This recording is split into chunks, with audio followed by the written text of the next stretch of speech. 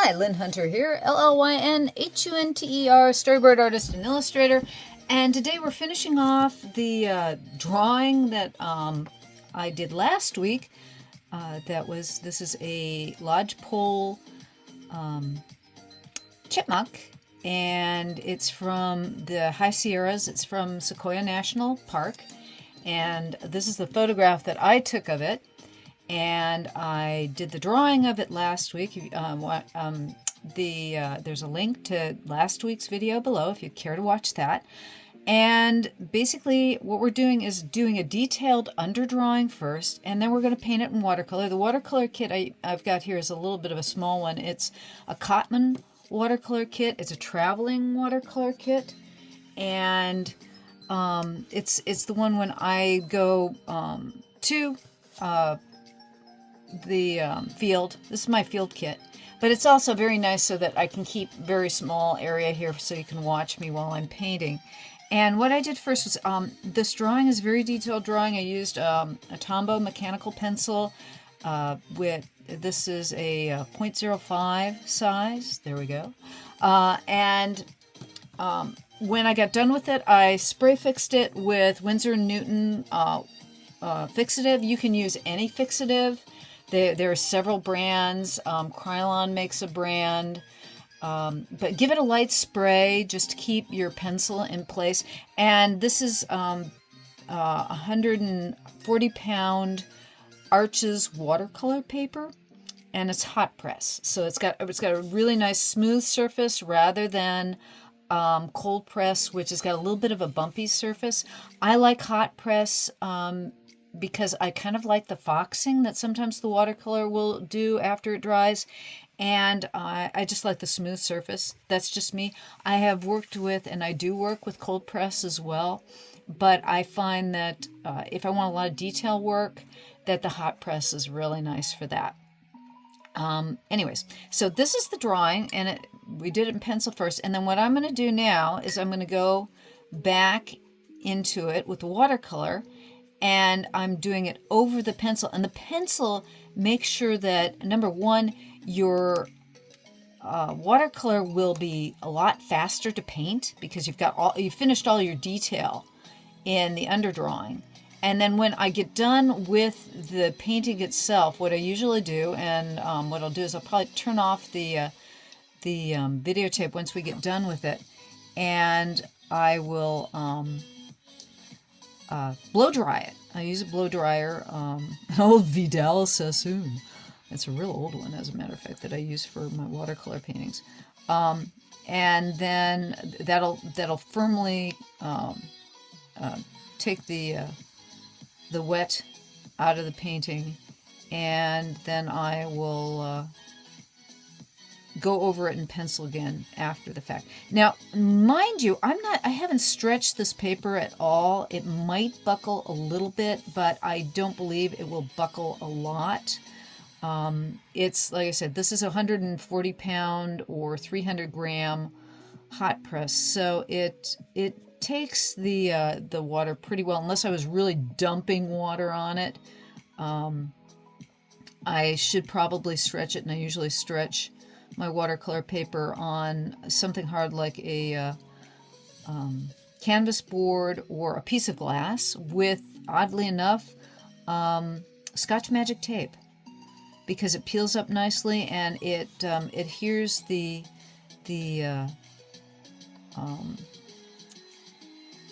paper down very nicely. So it does both. It keeps it stretched while still not having to get it wet. I mean, I hate brown paper tape. I mean, that's the traditional way to stretch watercolor paper. As we're doing this, what I'm starting with the shadows. I'm starting with the darker areas and the shadows, so that's going to be the first layer. This is transparent watercolor. You always want to start light and work dark. Most of the colors, some of them stain better than others. Some of them are heavy pigmented. A lot of times I'll lay down more pigment than I like, and I will go back in, and if I've laid down too much pigment, like with the blacks, a lot of times the blacks and the purples and some of the earth tones will lay down too heavy. So you'll want to pull them up and then lay down the watercolor again. So it all depends on what you're working with. The Cotman, which is kind of a student grade watercolor, has a tendency to be a little bit on the heavy pigmented side. So a lot of times I'll lay down, too much shadow or too much paint. And what I'll do, if that happens to you, you can always, for the most part, you can go back in with just laying down water and pick up the color again with your brush. You just lay down a lot of water and you kind of activate the glue again. You activate the gum arabic in your watercolor. That's the glue that will come back to life when you add water. And then you'll just pick up the extra pigment with your brush. And I may or may not have to do that today. I have done it sometimes. But again, I'm going to take a little bit of, this is a Prussian blue. It's like a turquoise color. And I'm going to add that in with, you'll notice my palette when I started out is dirty. And I actually like to start with a dirty palette just because then the colors aren't pure. And I can get more interesting colors that way because, okay, now I did his chest a little bit dark, so I'm going to blot that out. There we go. And then I'll come in, the gray will come in a little bit lighter. And I'm trying to get some a cooler shade in here because I started out with warm shades. And so I'm throwing in a little bit of blue into my shade. And that's a little heavy again. So I just want a light tint of blue in there. And this color is like going along his arm. And what I'm trying to do too is what's really nice is that because I used pencil in the first place, it basically gives you that under feeling of fur. But as the pigment settles on top of the pencil, your pencil will lighten. Also, if you don't use a fixative, the pencil is basically you're laying down graphite and clay dust, and it'll come up with your water. As you're laying down water, it'll lay down a little bit of that water itself. So what I would suggest, like I said, do get some fixative to lay down before you start painting over your pencil lines, and expect to go back in after you're done and lay down more pencil. If you can just paint over the pencil without going back in after, but you'll see when I get done here, it really is worth it to go over your pencil again. And then when you scan it into the computer, because you can also augment your colors and you can augment everything else once you scan it into the computer as well. But you're also, I look at everything that I do is a final, it's an artifact. I want it to be an end result as well as what I might do inside the computer. And it's one of the reasons why I still do a lot of watercolor, beyond the fact that I just love watercolor. I love to paint. Painting is fun. Getting into I call it getting into the wet stuff. Because, believe it or not, it was only back around, let me see here. I got my first Photoshop and my first Mac around 2000. So only 25 years ago. I mean, that might be some of you folks that are watching this, that might be your lifetime. But you'll find that 25 years is not a long time. And before that, none of us were working on the computer. We were all working in watercolor. We were all working in airbrush. We were working in some other medium other than the computer. And most of us have transitioned onto the computer. I do work on the computer just as well as I do in traditional medium. But there is no artifact. The only artifact you're ever going to have is a printout. You're painting in pixels, you're painting in light, you're painting in electricity. And so there is no artifact. The marvelous thing about doing something like this is that you actually have a singular artifact when you're done. And unless, you throw it in the trash or burn it or something along those lines. Now you can see that the dark color here, I'm not using so much a black as I am a sienna. It's getting heavy. So I'm blotting it up just because it's a little bit too heavy. It's a little bit too thick. And I might go in after I'm done again with this area of the tail and go in and blot it up again to get some more of that texture coming through underneath. Okay, there we go. And the thing is that you'll note I'm doing little brush strokes to keep that feeling of fur as we go along. Okay, I'm going to throw some red onto her back. This is, if you watched the video I did last week, this particular squirrel I believe is a she, because from what I've read with the western chipmunks, they're supposed to be more or less the same color, the males and the females, but the females in this is not western, this is a lodgepole chipmunk. The girls have a darker tail, and that's like the only difference between them and the boys. But also you can't see the testicles, so I believe this is a girl. I should have looked it up and I didn't. My apologies. But anyways, putting a little bit of rust over the top here. And the stripes on her back, these are the stripes on her back, and the area behind her ears are a little bit white. There we go. And I took a little bit too much color away. And that's the nice thing. It's like if you take too much color away, you can always go back in and add some more. I mean, that's the fun thing with watercolor, is that it's a lot of push and pull. It's you'll do one thing and you go too far, and for the most part, once you start playing with watercolor on a regular basis, you'll get to learn how far you can push it, how far you have to pull back, and it really is a matter of experience. That's why little paintings like this are a great way to introduce yourself to the medium. If you mess up and you've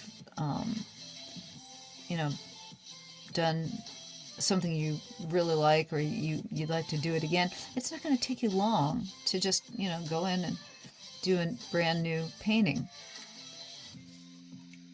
You haven't expended a lot of time and energy, and you can just try it again. Okay. And sometimes too, it's like once you get some of this water down, or the watercolor down, okay, this brush has just got water in it. It does not have paint in it at all. And I don't like, the edge is a little bit hard on this here, so I'm scumbling it a bit. And see, the edge comes right away because there's just water in the brush. And that paint has not completely dried yet. Now this is completely dried, so it's less likely to come up as easily as the stuff over here. So, like that red will stain just a little bit, but that's okay. A little bit of stain there is not a bad thing.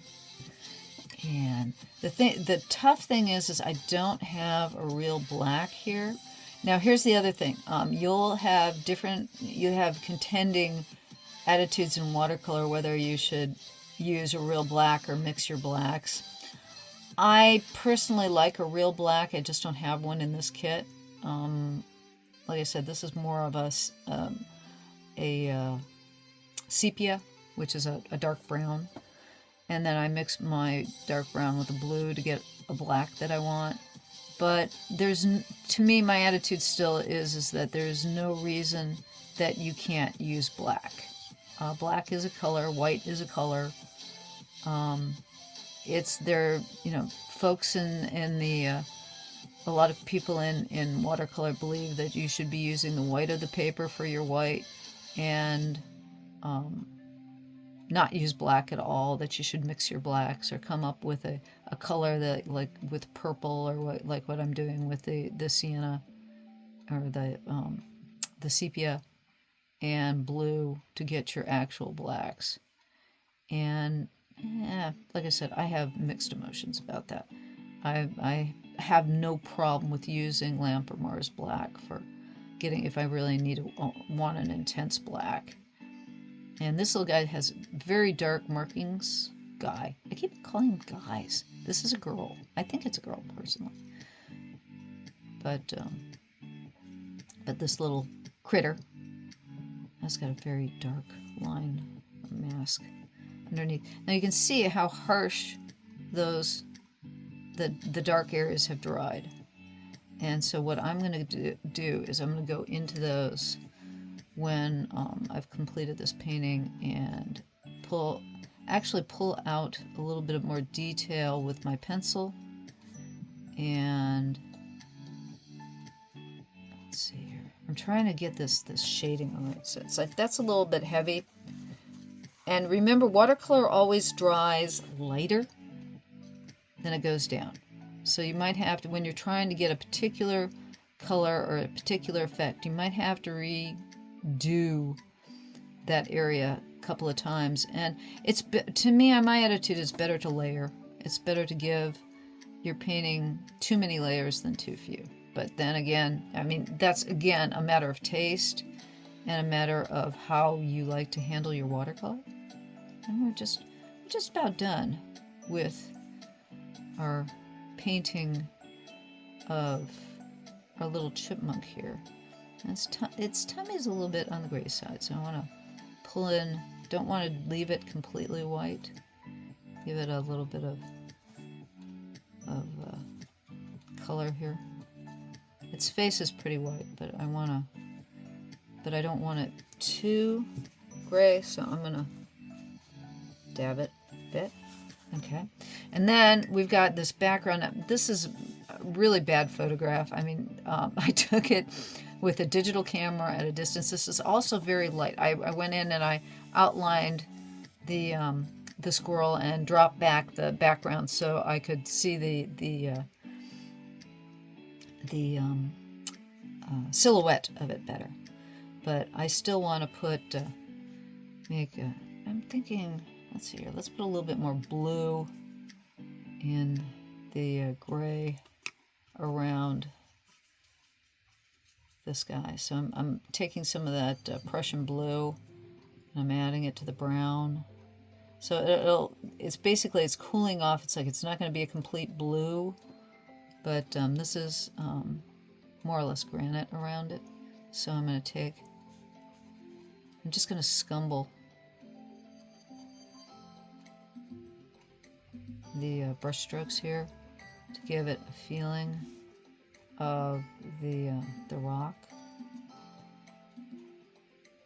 And I'm not really thinking much when I do this. I'm just kind of scumbling through. And I'm going to take my paper towel and blot it up. And that gives a really cool texture. That's the thing that watercolor really is great about. I mean, this particular, when you're painting on it and you blot up what you've done. This is just like I said, give it some texture. And I'm not going to paint up right to the face because I want that face to pop out a little bit. And then I'm going to take a little extra water there. Okay, and then I'm going to go in again with my paper towel and just blot it up. And that just gives enough color and texture to add some interest to the background.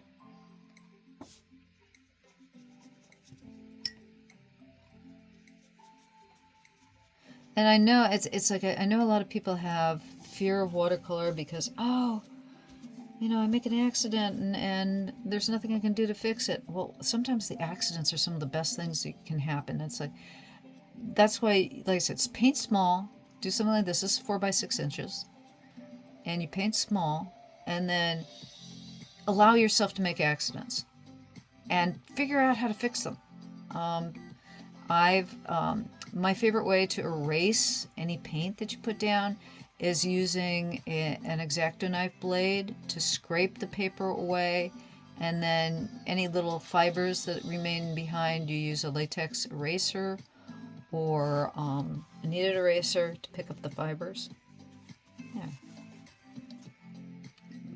And there's a little bit too much white here. It's a little bit too textury, so I'm gonna give that area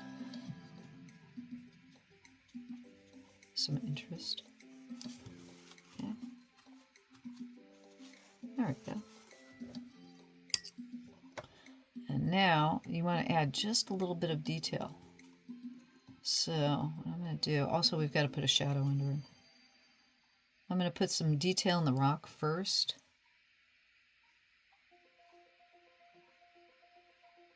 Because granite always has like little pieces of black malachite in it. And this particular chipmunk was on a big piece of granite. Okay, so I've got some.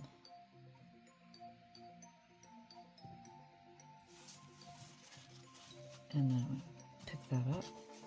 So we just have some interest in the background. Nothing major, and same thing with the front. And because the paper's still a little wet here, we're getting a little bit of foxing from the brush strokes, which is kind of interesting. And I like that. I like the bit of interest that, you know, it's nothing detailed. It's just giving texture so that there's interest in the rock.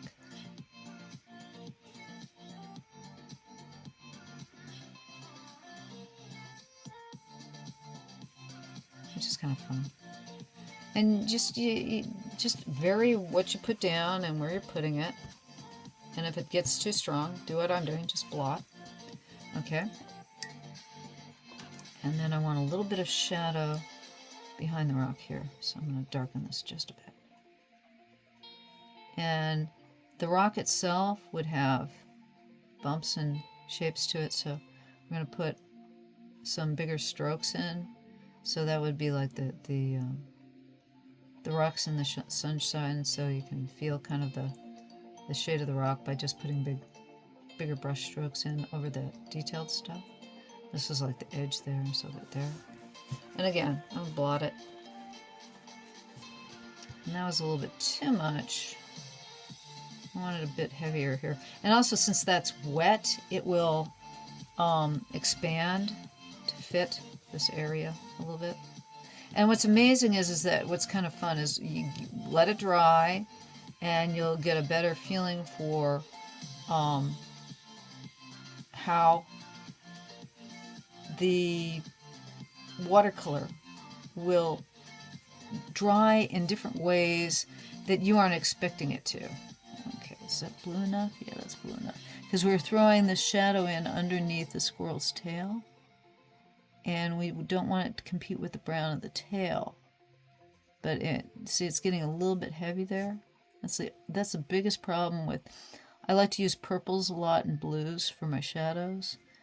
And you never know. It's like, okay, is that going to dry really, really dark? Or is that going to dry about what we got there?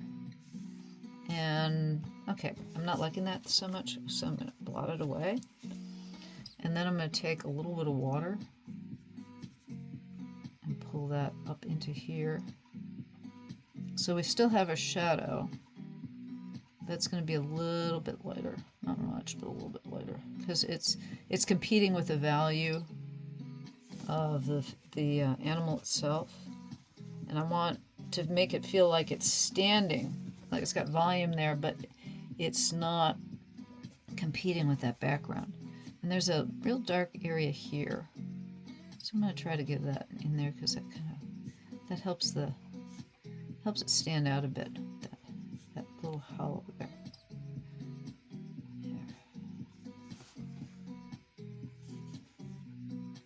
That looks good. Okay, now I am going to stop for a moment and I'm going to hit this thing with a blow dryer. And then we're going to come back with pencil and a little detailing.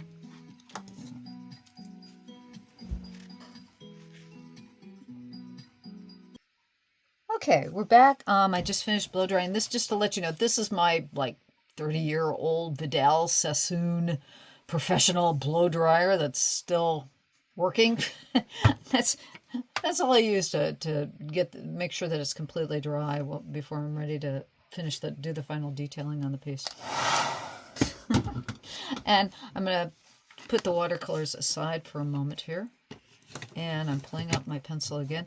And you can finish this, like if you wanted to, you could finish this. I've done my finishes in pen as well as pencil. You don't have to use pencil. It's just, in this case, the pencil is a little softer for finishes. It still will come out black, looking black, but it does, you'll have a different type of effect. The pen will be a soft or harsher look than the pencil. It's still nice. And I recommend both. With this one, it's like I want a little bit of a softer finish. I like the pencil in this case. And again, what we're doing here, I'm going back in. We lost a lot of the detailing here in the first. It's still there. You can still see it, but a lot of it has disappeared. Even though I spray fixed it, there's still some that it's disappeared. And I'm going to go in and I'm going to pull up some of the darks. You can use your pencil. It has, like I said, it's got graphite in it, which has a shiny quality to it. So the shiny will come through.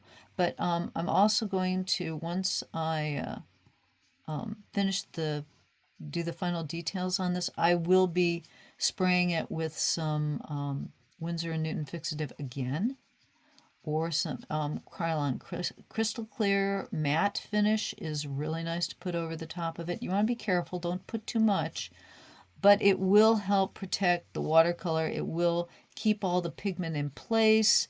It'll help prevent future molding, because basically what you're doing is you're putting a plastic sealant on top of your watercolor, and that will keep technically the bugs out. Watercolors, they're good for several hundred years. Some of them will fade.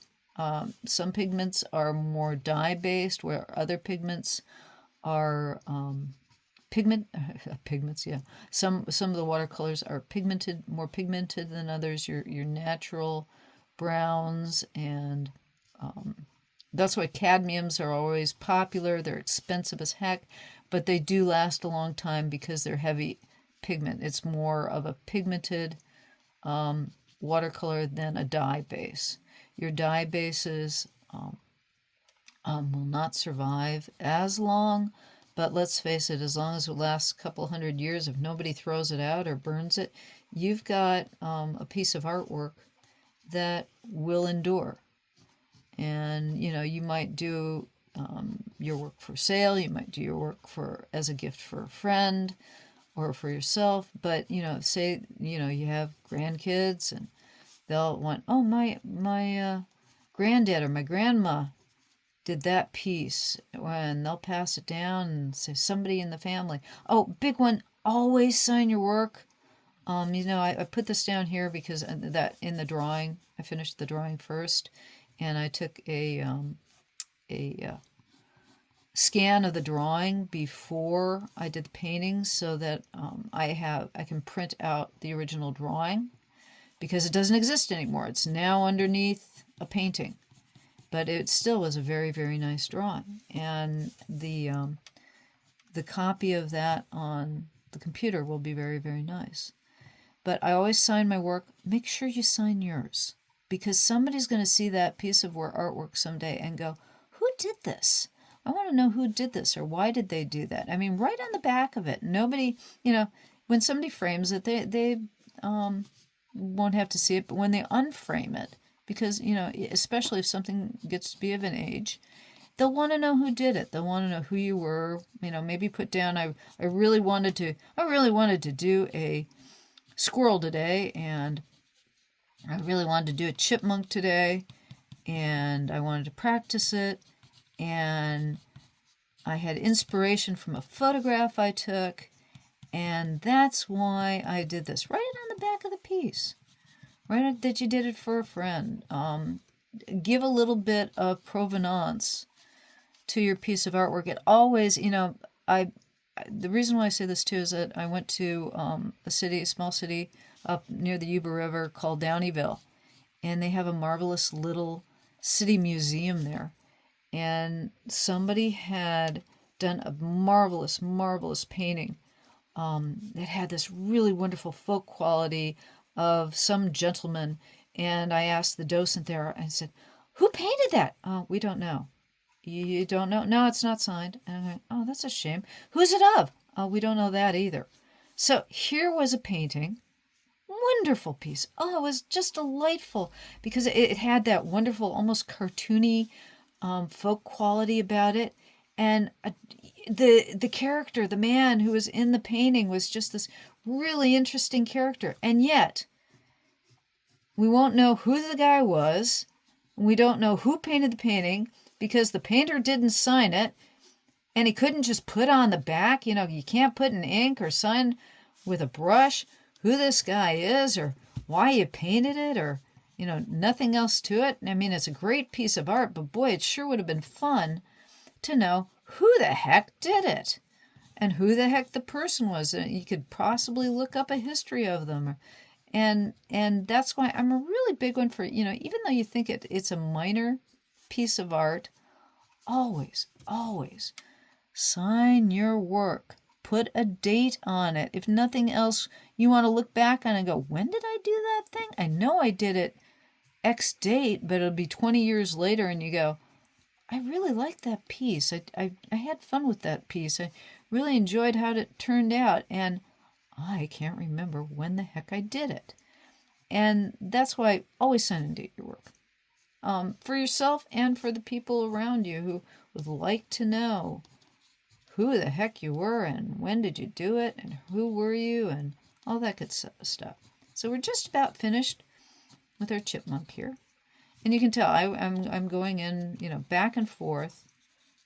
You know, I'm going into the background a little bit and defining things a little bit more. Gives it a little bit more definition and feeling more like a rock. If I really wanted to go and, you know, be serious about it, I'd go in and do every little square and diamond. Some watercolor artists do that, and they're just phenomenal. But this is just a little sketch. This is a fun, we're doing chipmunks today, just exploring this particular animal. Now, you can see around here, I got it, it looks a little bit too bright. I'm going to take a little bit of water, and I'm going to come in here, and I'm just going to scumble that up a little bit because it's just, that edge is bothering me too much. It's just, you know, too much white's coming through there. And I think we're just about done here with our little chipmunk.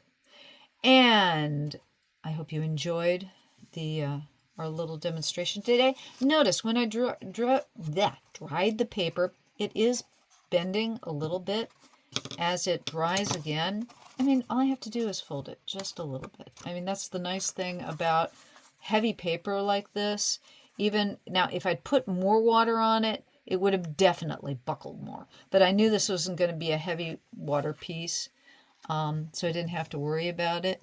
And his eye is a little bit, I'd like that to be just a little bit heavier and a little bit more detailed in here. Oh yeah, there's one thing I did forget. Whiskers. Well, a few whiskers. Because, let's face it, squirrels always have whiskers of some sort.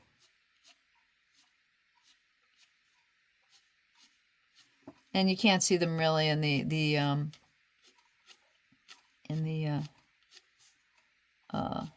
photograph, but they always have whiskers. And that is it. That's our little lodgepole chipmunk. Have fun giving it a try with, take a photograph of some type of animal. I mean, lizards are great. Lizards will hold still for you. Maybe I'll do a fence lizard sometime and we'll paint one together. Anyways, thank you for stopping by. Llyn Hunter, LLYNHUNTER. Please subscribe and give me a like. It really does help me. And if you would like, come over to my Patreon. It's Patreon at Llyn Hunter, one word. And I always have everything that I post there is usually open to everybody 3 days after I post it. I offer JPEGs of my work. You get to see what I'm doing at the present. And I'd love to have you along as part of my crew. Thank you so very much. Have a great day. Come and see me again. Bye-bye.